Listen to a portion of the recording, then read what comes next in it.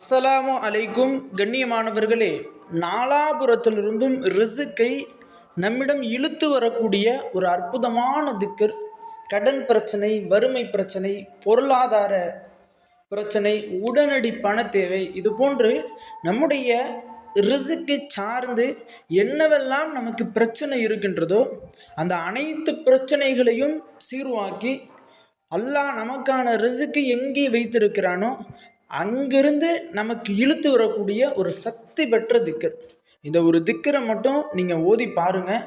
நிச்சயமாக இனி வரக்கூடிய காலங்களிலாவது உங்களுடைய ரிசுக்கில் எந்த விதமான தட்டுப்பாடும் இருக்காது.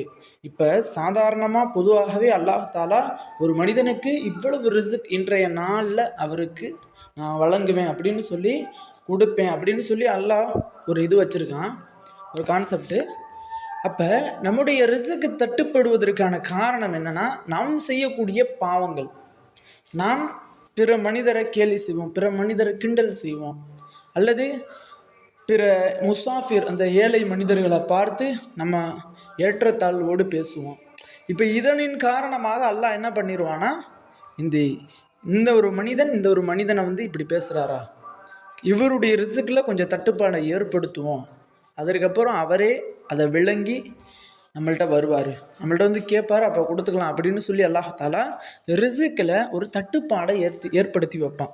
இப்போ நம்முடைய குடும்பத்தில் உடனடி பண தேவை, பொருளாதார பிரச்சனை, உடல் நோய் பிரச்சனை, இன்னும் உணவுள்ள தட்டுப்பாடு, ரிசுக்குக்கு தட்டுப்பாடு, நாம் நினைத்த உணவு உண்ண முடியாமல், இப்படியெல்லாம் இருப்பதற்கான காரணம் இதுதான்.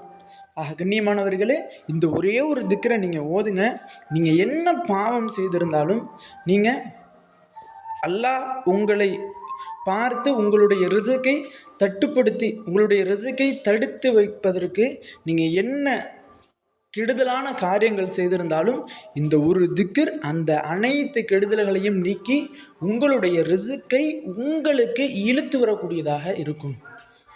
அப்படிப்பட்ட அந்த ஒரு திக்கர் எந்த அளவிற்கு பவர்ஃபுல்லான ஒன்று அப்படின்னா, நபி ஸல்லல்லாஹு அலைஹி வஸல்லம் அவர்கள்ட்ட சஹாபாக்கள் ரிசுக்குக்கு அல்லாட்ட எங்களுக்கு ஏதாவது துவா சொல்லுங்கள், ரிசுக்கு எங்களுக்கு கிடைக்கணும் அப்படின்றதுக்காண்டி துவா சொல்லுங்கள் அப்படின்னு ரசூலுல்லாட்ட சஹாபாக்கள் கேட்டாலே ரசூலுல்லா கண்ணை மூடிக்கிட்டு சொல்லக்கூடிய ஒரு திக்கர் தான் இந்த ஒரு திக்கர்.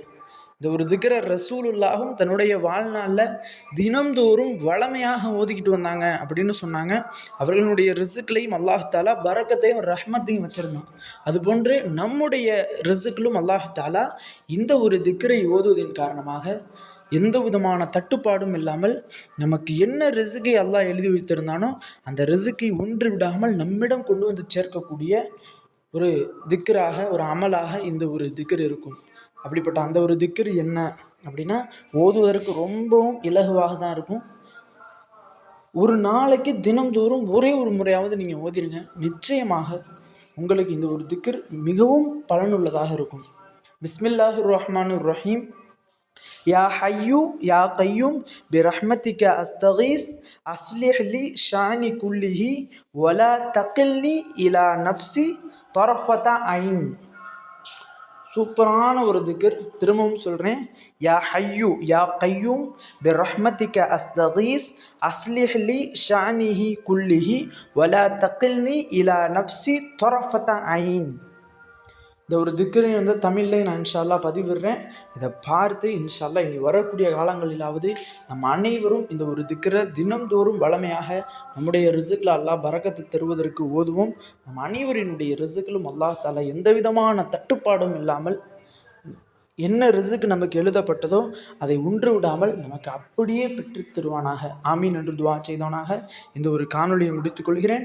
இந்த காணொலி தாங்களுக்கு பிடித்திருந்தால் ஷேர் செய்யுங்க, லைக் செய்யுங்க, கமெண்ட் செய்யுங்க, மறக்காமல் துவா செய்யுங்க. அஸ்ஸலாமு அலைக்கும் வரஹ்மத்துல்லாஹி வபரகாத்துஹு.